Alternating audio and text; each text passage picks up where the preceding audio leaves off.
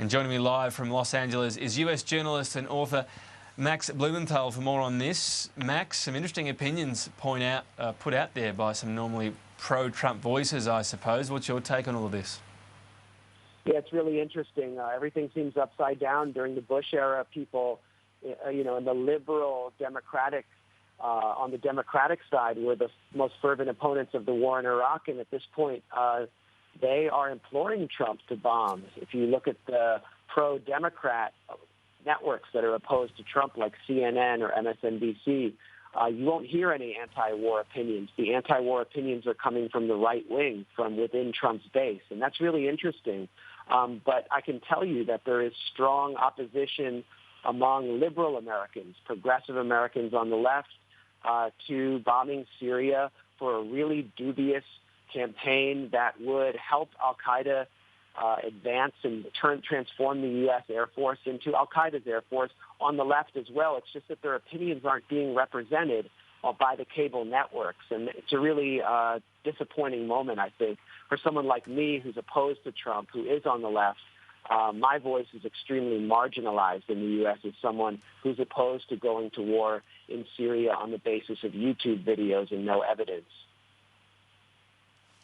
I suppose we often don't actually, or we can't verify a lot of the evidence. If we're told that it's a chemical weapons attack and it's by Syria, is there a certain level of trust in the entire government you can still have and say, well, this has been the red line we've previously said that shan't be crossed?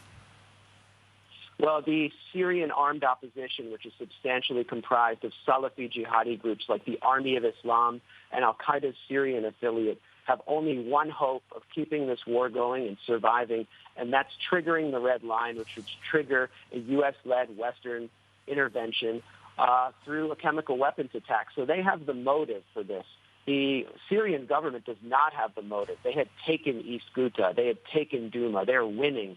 And the last thing they wanted is another event like last year that triggers the red line and provokes the U.S. to attack.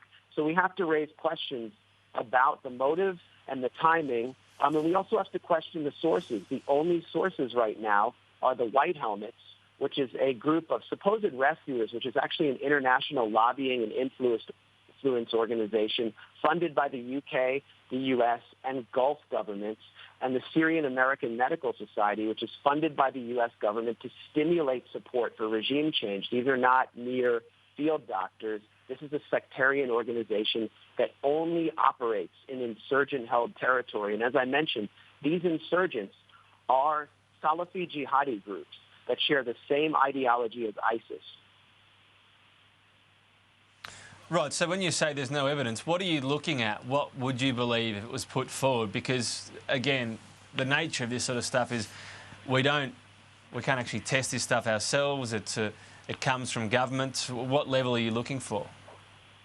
Well, what we need to emphasize is chain of custody. And that means that the Organization for the Prevention of Chemical Weapons can actually go to the site, analyze what happened, and control the chain of custody so that they're in control of the chemical samples, the blood samples, and all other samples, and they can analyze it on their terms so there won't be interference by one of these sectarian groups that I mentioned that's allied with the insurgents. And they're able to do that now, actually, because the Syrian government has retaken control and can guarantee their safety. So we need to wait on an investigation. And beyond that, even if there were a chemical attack by the Syrian government, we in the West need to question whether it's our obligation to go wage war on that country when there are so many atrocities being committed by so many countries in the world, including our ally in Israel, against nonviolent protesters in Gaza, and we're not about to go send our Air Force to bomb Israel. So we have to question the logic of intervention in general. I guess the logic is with a chemical attack, it's such a blunt weapon that gets all in their wake. Perhaps a few enemy combatants are caught up in it, but so many civilians in it. That represents a bit of a different element, doesn't it?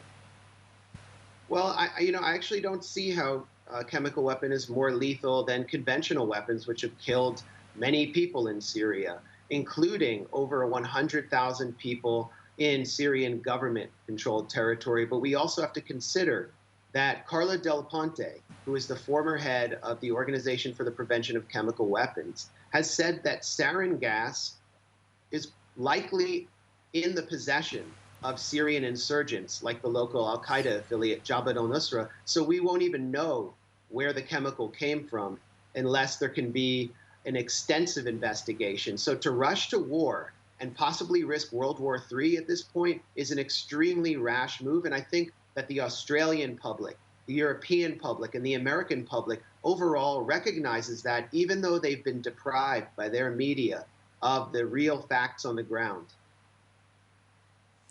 All right, well, it seems like Donald Trump is weighing this up still. Max Blumenthal, thanks for your time today. Thanks for having me.